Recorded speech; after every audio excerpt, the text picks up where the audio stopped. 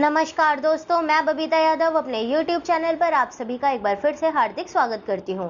दोस्तों, पिछली कुछ वीडियोस में मैंने आपको बीएड फर्स्ट ईयर वालों के इंपॉर्टेंट क्वेश्चंस के बारे में बताया था और आप सभी का पॉजिटिव रिस्पांस देखकर और बहुत सारे कॉल्स भी आए मेरे पास इंपॉर्टेंट क्वेश्चन से रिगार्डिंग। तो मैंने सोचा चलिए बीएड सेकेंड ईयर वालों के लिए भी हम ये सीरीज डाल देते हैं।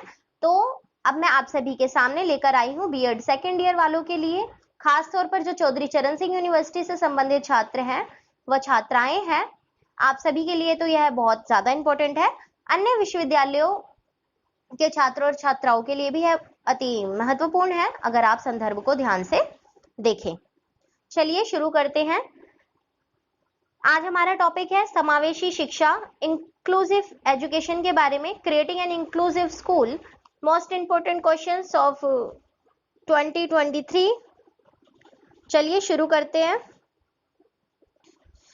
सबसे पहले मैं आप सभी को हमेशा की तरह बताऊंगी लॉन्ग आंसर टाइप क्वेश्चंस के बारे में कि किस प्रकार से क्वेश्चंस की भाषा शैली होती है, प्रश्नों की भाषा शैली होती है और किस प्रकार से प्रश्नों को घुमाकर पूछ लिया जाता है। अर्थ एक ही होता है लेकिन भाषा शैली ऐसी होती है कि विद्यार्थी अक्सर उसमें कंफ्यूज हो जाते हैं।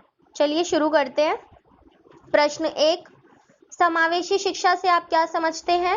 इसकी आवश्यकता के बारे में विस्तार से बताइए। समावेशी शिक्षा के बारे में आपको बताना है और समावेशी शिक्षा के बारे में तो जानना बहुत ही बेसिक चीज है, क्योंकि आपकी जो पुस्तक है या कह लीजिए आपका जो विषय है वो ही समावेशी शिक्षा है। तो this is the basic questions. प्रश्न 2, विशेष शिक्षा से आपका क्या तात्पर्य है?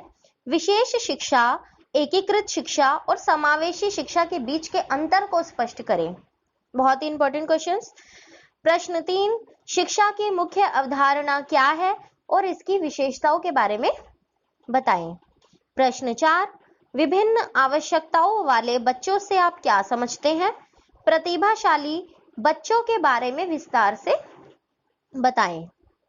प्रश्न 5, समावेशी शिक्षा के ऐतिहासिक परिप्रेक्ष्य के बारे में जानकारी दीजिए। ऐतिहासिक परिप्रेक्ष्य के बारे में बताना है आपको। समावेशी शिक्षा कब से स्टार्ट हुई और जब वह भारत में आई तो भारत में आने के बाद उसका स्वरूप कैसा था और समय समय पर शिक्षा नीति के तहत उसमें क्या क्या बदलाव किए गए। इतना भी लिख देंगे तो आपका ये प्रश्न पूरा हो जाएगा। प्रश्न 6, प्रतिभाशाली बच्चे, मानसिक रूप से कमजोर, सीखने की अक्षमता, दृष्टिहीन, श्रवण बाधिता, शारीरिक चुनौती, आत्म केंद्रित बालक, इनके बारे में आपको बताना है। प्रश्न 7, सह शिक्षण, सहयोगी शिक्षण, टोली शिक्षण, सहयोगी निर्देश, ई शिक्षण एवं वेब शिक्षण के बारे में आप सभी विस्तार से बताइए। यही प्रश्न है। नेक्स्ट प्रश्न है हमारा प्रश्न 8, समावेशी निर्देशात्मक डिजाइन क्या है? विस्तार से चर्चा कीजिए। प्रश्न 9, समावेशी विद्यालय में शिक्षक की भूमिका का वर्णन कीजिए।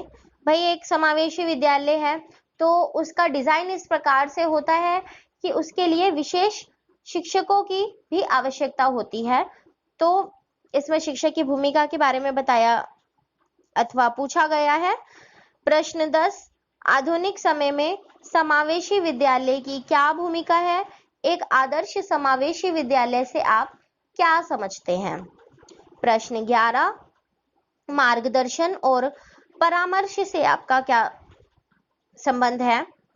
मार्गदर्शन और परामर्श में एक शिक्षक क्या भूमिका निभाता है, इसके बारे में बताना है आपको। प्रश्न 12, प्रश्न सेम है, बस इसके अंदर क्या करना है, हेडमास्टर की भूमिका के बारे में बताना है।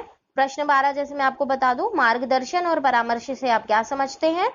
मार्गदर्शन और परामर्श में हेडमास्टर की भूमिका लिखें। प्रश्न 13, समावेशी शिक्षा में कक्षा प्रबंधन से आप क्या समझते हैं तथा इसकी उपयोगिता की विस्तार से चर्चा कीजिए। चलिए, समावेशी के बारे में मैंने आपको थोड़ा बहुत बता दिया है, आगे हम इन टॉपिक्स पर भी बात करेंगे। अगर आपको कुछ इंपॉर्टेंट टॉपिक जल्द ही चाहिए तो आप मुझे नीचे कमेंट बॉक्स में बता सकते हैं परीक्षा से संबंधित। आप सभी को भविष्य में शुभकामनाएं। आप सभी से मैं विदा लेती हूं और जाते जाते मैं आप सभी को यही कहना चाहूंगी, यदि आपको संबंधित वीडियो की पीडीएफ चाहिए तो आप मेरे टेलीग्राम चैनल को भी ज्वाइन कर सकते हैं। नीचे आप सभी को लिंक अवेलेबल हो जाएगा। वीडियो पसंद आए और आगे मैं इसी प्रकार से वीडियोस बनाती रहूं, प्लीज आप सभी का प्रोत्साहन बहुत ही जरूरी है। आप वीडियो को लाइक करें, शेयर करें, सब्सक्राइब करें। आप सभी का बहुत बहुत धन्यवाद।